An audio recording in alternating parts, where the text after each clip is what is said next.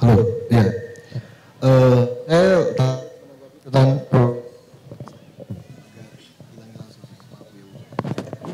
ya, saya tertarik menanggapi tentang dari proses produksi itu sendiri, Pak. Jadi misalnya kalau kita dalam industri itu kan kita bagi jadi 3 ya, hulu, processing, hilir. Nah kalau hulu tadi udah kita bahas di awal-awal, kita ke processing. Jadi ada beberapa masalah UMKM yang saya kebetulan juga mentor di beberapa kegiatan di tingkat nasional. Jadi misalnya pertama kita agak sulit menemukan quality yang memang dibutuhkan oleh pasar. Kita ngomongin kalau di sini banyak VCO kayaknya ya Pak. Jadi VCO itu yang paling gampang untuk ngeceknya adalah kadar airnya berapa. Misalnya kalau di SNI itu kita ngomongin kadar air 0,2, itu standar nasional Indonesianya.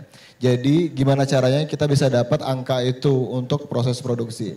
Atau ngomongin tentang asam lauratnya. Asam laurat tuh di SNI kalau nggak salah 45 sampai 52.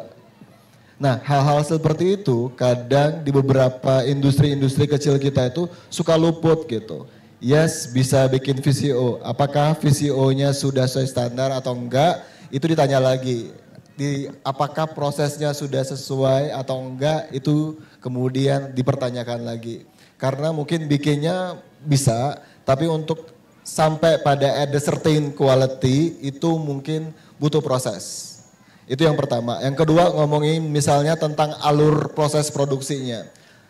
Koreksi kalau saya salah, misalnya untuk kita dapetin BPOM, SNI, HACCP dan beberapa sertifikasi lainnya, itu memang kita punya harus alur produksi yang jelas. Biasanya umumnya ada namanya liter U atau liter L.